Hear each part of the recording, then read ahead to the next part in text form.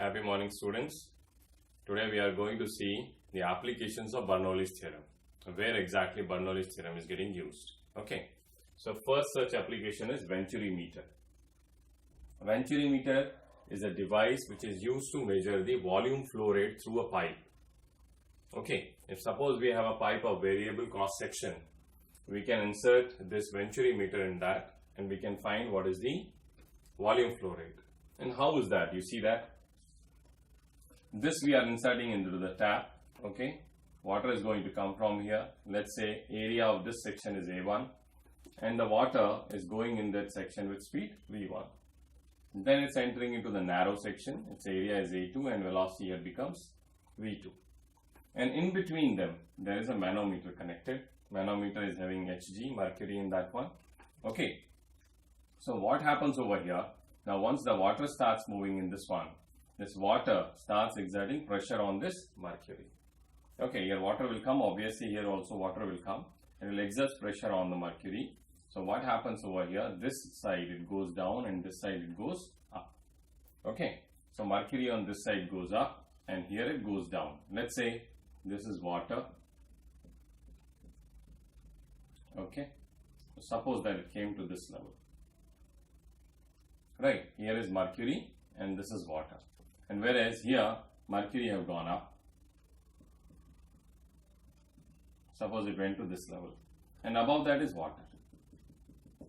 Okay, so from here to here, this is height h.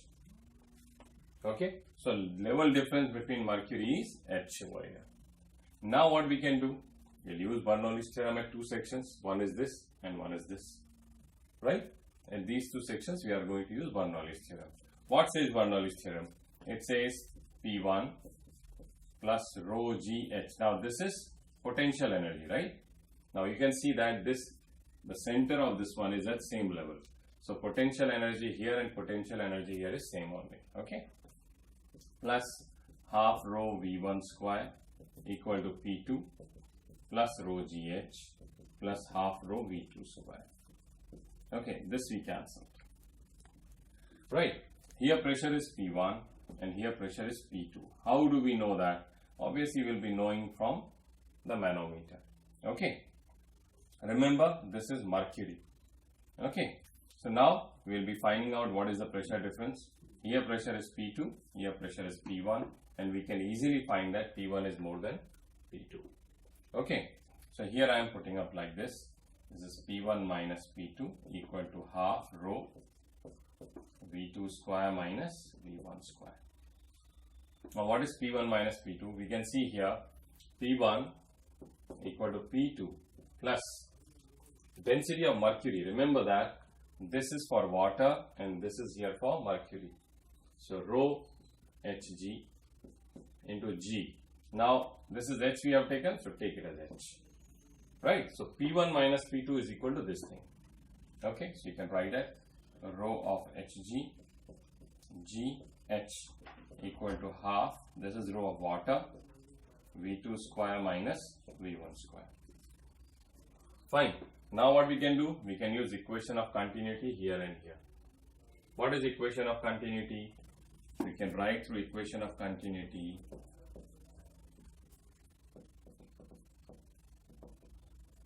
A1 V1 equal to A2 V2.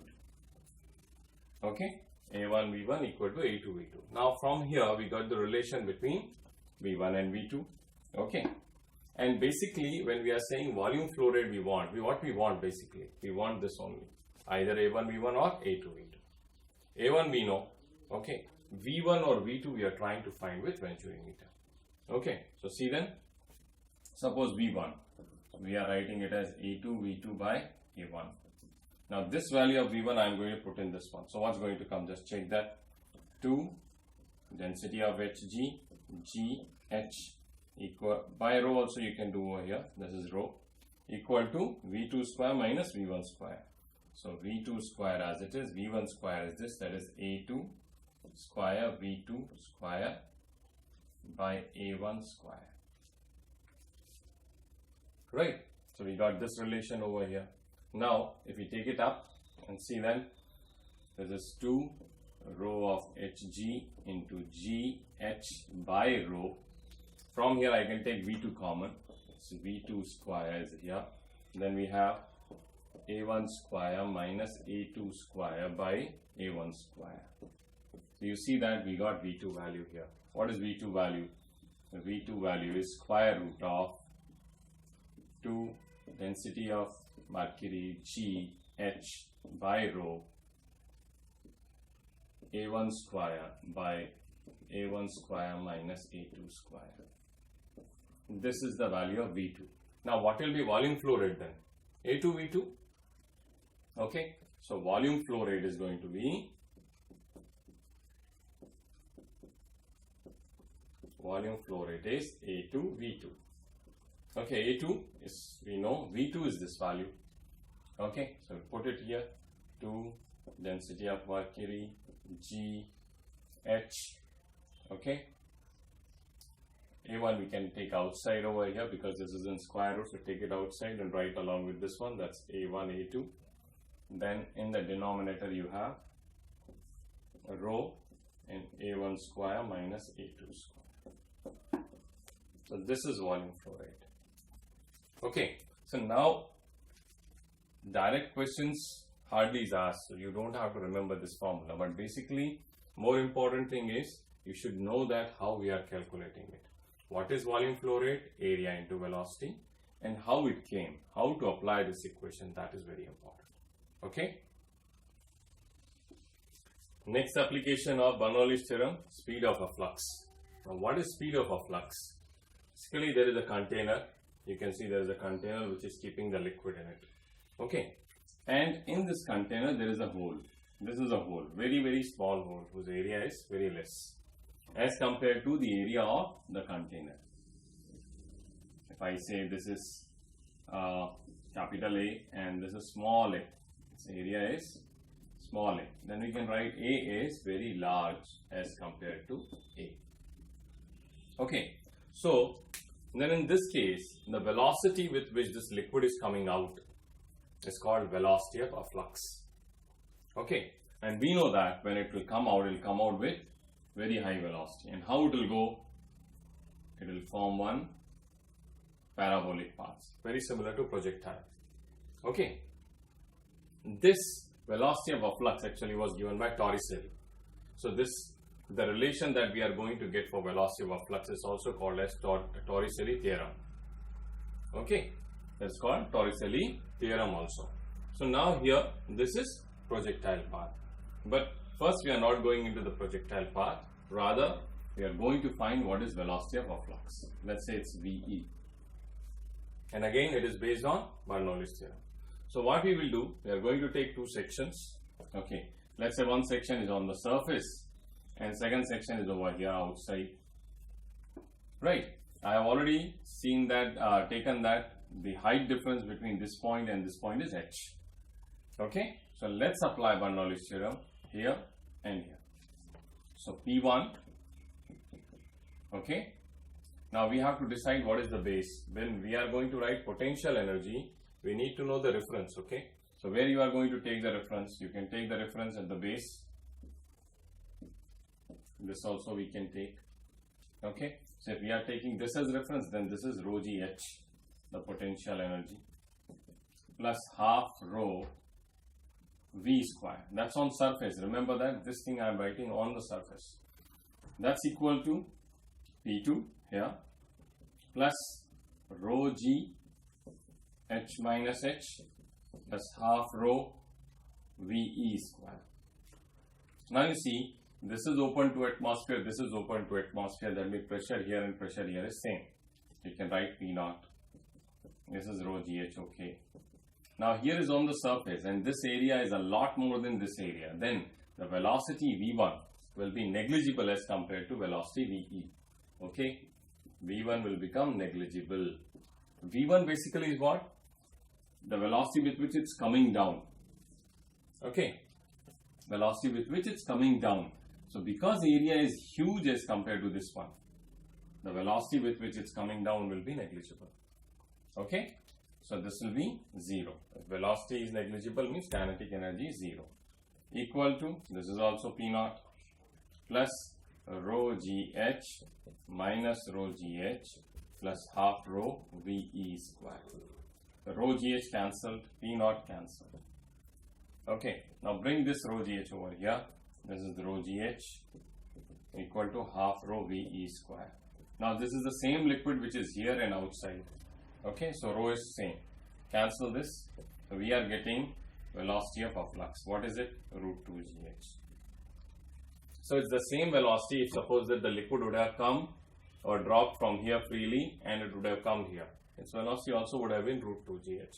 So it's going to be having the same velocity. Okay, so there is no difference as far as velocity of a flux is concerned and velocity with free fall is concerned. Okay, this is velocity of a flux. Now we are going to find, because we already discussed that this is going to do a projectile motion, so we should be also finding out what is its range. Okay, range is also necessary, and then time of flight is also necessary. Okay, so now one thing is very clear, when it's coming out over here, it's actually a free fall only, and vertical direction it doesn't have velocity. Which direction it is velocity having? Horizontal. Velocity of a flux is horizontal velocity. So vertical velocity is 0. Second important point, how much down it has to come? It has to come this height. What is this height? H minus h. So I'm just going to apply the time of free fall. What is it?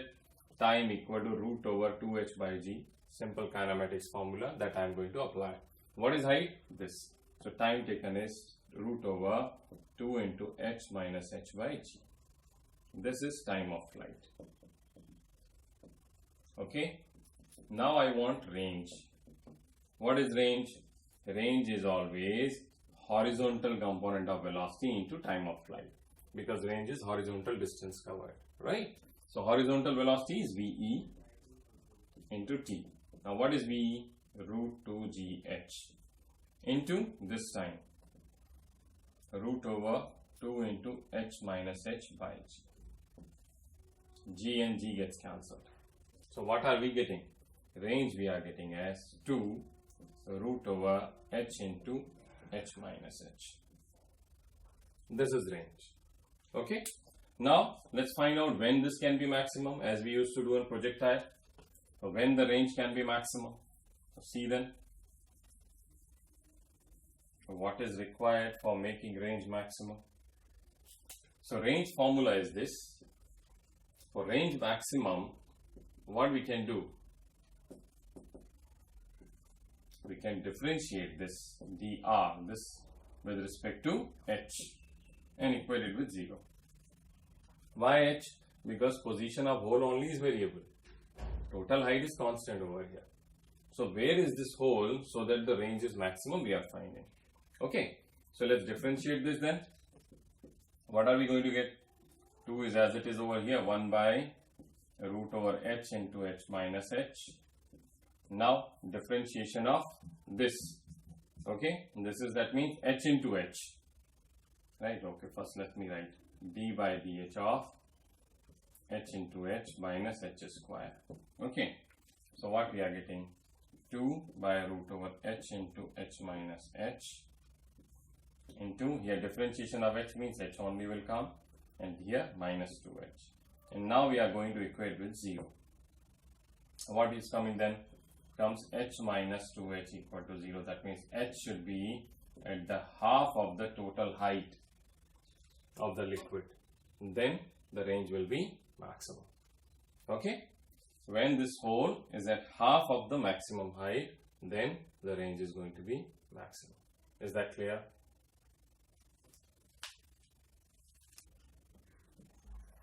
Okay, students. Now, in the previous case, we saw velocity of a flux and range. Now, how much time takes to empty the tank?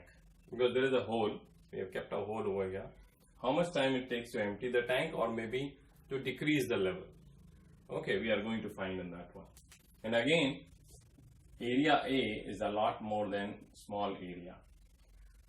Okay, and this time we already know the velocity of a flux also. So what is happening basically? If I say that, suppose 2 liter of volume is coming out per second. Assume that 2 2 liters of water is coming out per second. Then how much volume of water will decrease at the top? 2 liter only, right?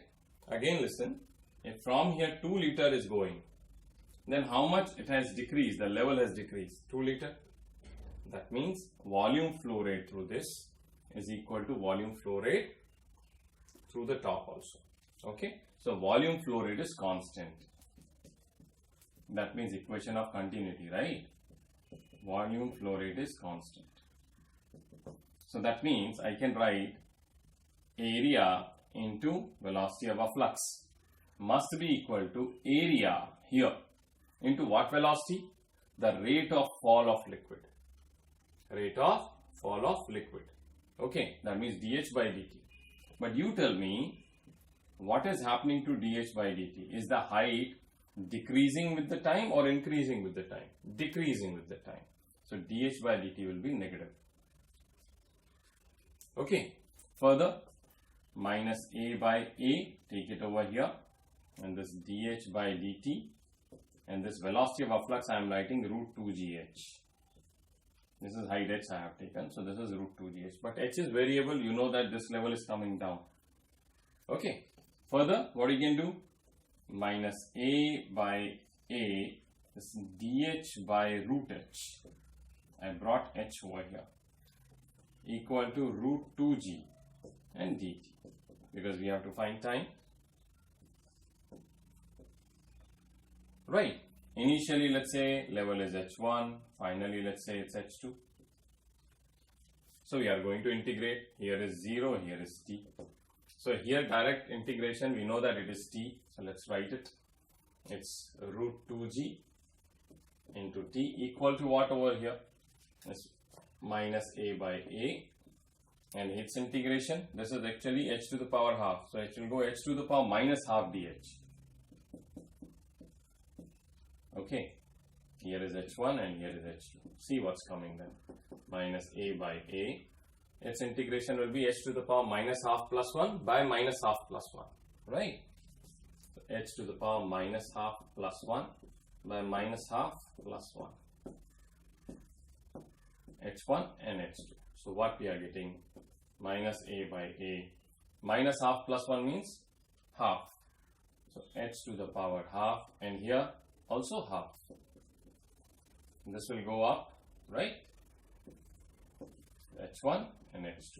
So minus 2a by a root over h2 minus root over h1, and here we have root 2g into t. Okay, so final formula, t equal to minus 2a by root 2g a root over h2 minus root over h1. Now we know that h2 is going to be less than h1. So let's adjust this minus multiply inside and see that what is the answer coming. Answer is t equal to 2a by root 2ga root 2g entirely is in bracket. Am I correct? Yes. So root 2g into a, and here root h1 minus root h2. Okay, so maybe h1 can be full height, h2 can be 0 also. h1 can be full height, h2 can be half of height. h1 can be something else, h2 can be 3h by 4. So whatever values are there, we can keep in this formula and get the time it takes to reach to that level. So you need to remember this formula, and most of the things you can do it from here also. Okay, but if you remember the formula, it's well and good. Okay. Okay, so let's see now the next application of Bernoulli's theorem. What is it? Takeoff of an aeroplane. Okay, we all have gone into aeroplane, we have seen how it takes off. But what is the principle involved? How it goes up? It's basically based on Bernoulli's theorem only. Okay, so I have tried it. Let's see how can we do it. So this is an aeroplane, let's assume. And before taking off, it has started moving with very high velocity. Okay, so if it's going with high velocity, with respect to you, what will happen? It is the air which is coming with very high velocity.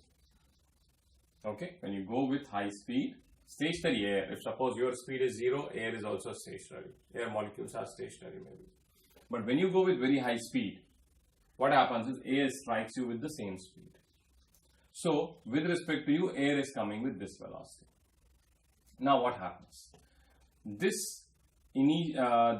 starting of this aeroplane is made aerodynamic. So, what is aerodynamic means? Aerodynamic means is part of the air goes up and the part of the air comes down. Okay, let's assume that this part is V1 and this part is V2.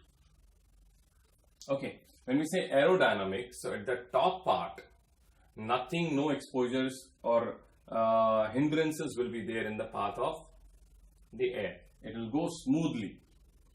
From where? From the top. But at the bottom side over here, there are some projections. Okay, and that projections make the velocity of air to decrease. Okay, so what happens? V2 becomes less than V1. Why? Because of the projections under the aeroplane. Whereas there are no projections at the top. So from here it skids. What skids? Air. But at the bottom, its speed decreases because of the projections. Fine. Now what we are going to do? I am going to apply the Bernoulli's theorem again at the top and at the bottom. Middle point is same only. So there is not much change in the potential energy per se. So I am not going to apply potential energy. So see that. P1 plus half rho V1 square equal to P2 plus half rho V2 square. Okay.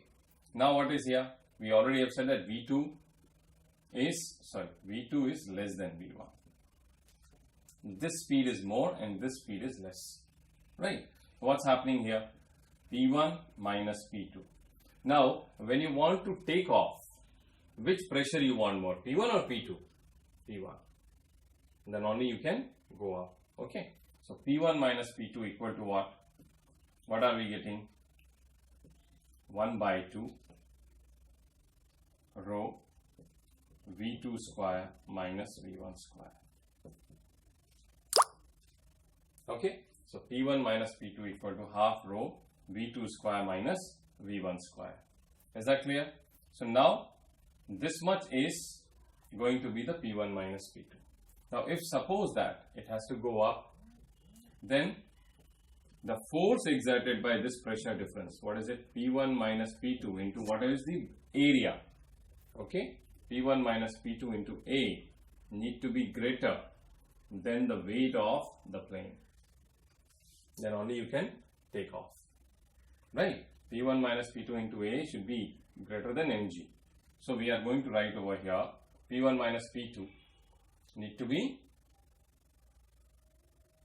greater or equal to, you write at the moment, mg by A. So here will come mg by A. So mg by A is equal to half rho V2 square minus V1 square. Is that clear to you? I think I have written something wrong over here. Just check that. P1 and V2 I have written, P2 and V1 I have written. So make a change in that one, okay? Make this as P2 and make this as P1. So now what happens? What the changes are? This is exactly okay. Fine, no change in that. This becomes here P2 minus P1. Okay, P2 minus P1, and here it becomes half rho V1 square minus V2 square. So now it's good. Okay, this is correct. So this is how aeroplane takes off. Is that clear? Remember, pressure at the bottom is increased by decreasing the velocity of air. Alright, so once this velocity is decreased, pressure increases. That's what I told you in another class also. Wherever velocity will be more, pressure will be less. Wherever velocity is less, pressure will be more. So that's the example. So write Bernoulli's theorem here and here. From here and here. Okay. P1 plus half rho V1 square. P2 plus half rho V2 square. P2 minus P1 equal to half rho V1 square minus V2 square. And what we have done with P1 minus P2 into A? We said that it should be greater than mg. Okay. Now this was takeoff. But if suppose it's already achieved certain height, then what aeroplane does? It floats. It doesn't go further height up. Then what is the floating? How it floats then? Right. In that one, what we have to do? In that one, I don't require this P1 minus P2 into A to be more than mg. I want it to be equal to mg only. Same principle, everything same. But this time it's floating. Okay. Right. So in that condition, P1 minus P2 into A equal to mg. Right. In certain questions, they will be asking you if it goes up with an acceleration. So in that way, what will you do? In this case, we have done like this.